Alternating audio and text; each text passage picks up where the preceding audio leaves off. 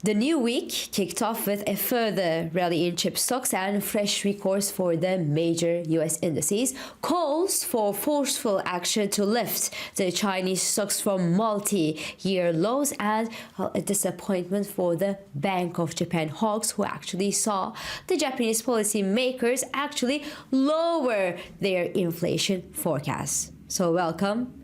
This is Swissquote's Daily Market Talk.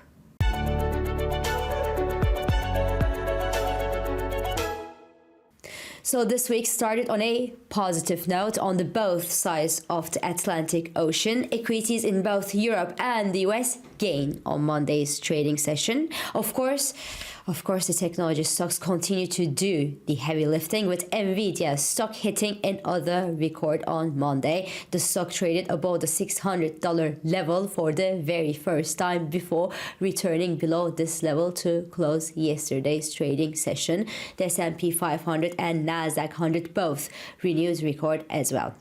Now, the positive chip vibes also marked the European trading session at yesterday's trading session, with the Dutch semiconductor manufacturing ASML regaining its status as the third largest listed company in Europe, surpassing Nestle thanks to an analyst upgrade. So this is where we are right now, and in this context of joy and euphoria around the chip stocks, there are of course crowded discussions regarding when the chip stocks will actually stop rising in value and eventually fall from grace, and when the equity indices will correct to the downside. And obviously there is no simple answer, as there are as many views as analysts and investors out there. So some think that the rally is overdone. The PE ratios for these chip stocks went way too far, and indeed Nvidia's PE ratio stands near 78 today, while AMD trades some 1400 times its earnings, which does look a bit high indeed. Yet not everybody thinks that these valuations are exaggerated. Some, on the contrary, think that it's only the beginning of a great journey to the big north. And in the latter camp, we see UBS, for example, that writes in its latest report that the strong valuations are justified as global semiconductors trade with about 25% premium versus their 5-year average, and that strong AI demand will result in a 15 times revenue growth between 2022 and 2027 for AI-related businesses, which would be a monstrous revenue rise from around 28 billion to 420 billion US dollars, and that most of this revenue would be driven by demand for strong AI chips, of course, like the ones that Nvidia sells. So the UBS expects AI to be the technology theme of the decade, the major driver of the semiconductor upcycle, and they expect a 50% profit growth for the semiconductor companies in 2024. And Nvidia is obviously not the least loved name on this list when we talk about high-end chips, and well, that can actually fuel the AI systems around the world. And more globally speaking, UBS also highlights that it's not because the S&P 500 hit an all-time high level that there will be a correction, and they actually bring up some stats to justify their position. They say that over the past 60 years, each time the S&P 500 hit a record, the index advanced by 12% for the next year, 23% for the next 2 years, and 39% for the next 3 years. Voila! I just wanted to share these stats with you. Now, moving forward, obviously, the earnings announcements from big US companies will take the center stage, with Netflix due to announce its latest quarterly results as soon as today after the bell. Now, remember, the streaming giant expects to have added millions of more new paid subscribers to its platform after it scrapped the password sharing configuration last year. So let's see if the positive effect of the latter decision is still being felt for Netflix, which will either make a move above the $500 psychological level or just face some profit taking on this post-password ban trade.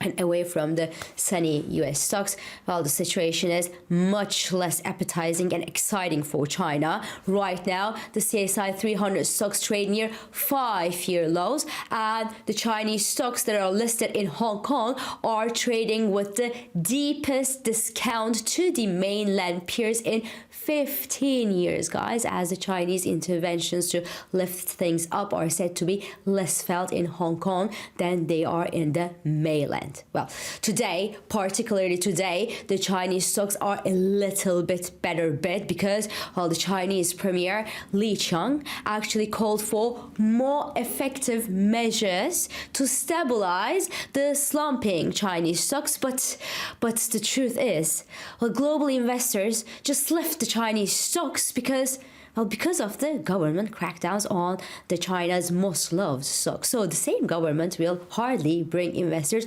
back to the game, in my opinion. They must really regain their confidence first. And I don't know how they are going to do that. But if you love Asian stocks, well, the Japanese stocks continue to be the right spot among the Asian equity markets right now. The Bank of Japan's negative interest rates, the cheap Japanese yen, and the positive outcomes of the technology war between the US and China have actually been pushing the Japanese Nikkei index to multi-decade highs since last year. And these factors that I just cited are not ready to reverse just yet, because today the Bank of Japan didn't only announce that it would keep the interest rates unchanged at negative 0.10% and the upper band for the 10-year yield steady at the 1% level, but the bank also lowers its inflation forecast, citing the decline in oil prices, which actually push carefully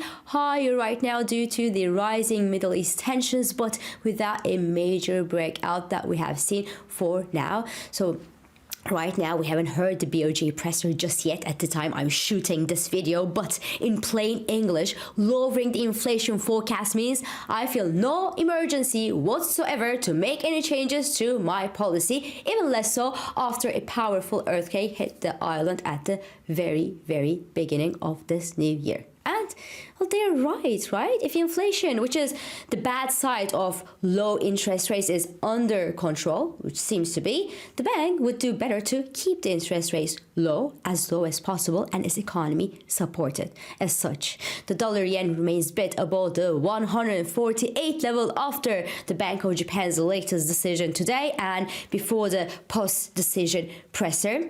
Now, the Japanese yen trade looks much less appetizing today than it did by the end of last year. But what do you do? Because going short the Japanese yen is a risky option, mind you, considering the rising risk of a verbal intervention when the dollar yen approaches that 150 psychological level. So the dollar yen will likely waver between the 145 to 150 range until there is more clarity about the timing of that BOJ normalization, if it ever happens. Elsewhere, it will be a slow trading day today. Investors will be watching the Richmond Manufacturing Index in the US, wait for the Netflix quarterly results after the bell, and, well, watch Donald Trump emerge to a place where he's seen more favorite than any favorite for this year's presidential election after his rival Ron DeSantis threw in the towel and sent his support to Mr. Trump. Now, it's hard to quantify the impact of a Trump victory on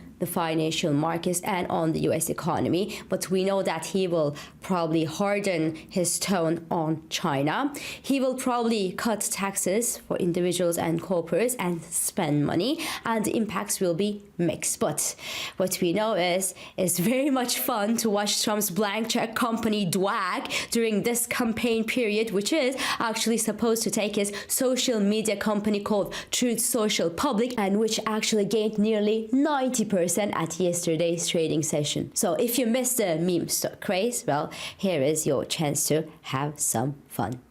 So this is all for today. I'm İpek Özkardeşkaya and thank you for joining me and thank you for all your beautiful and supportive messages.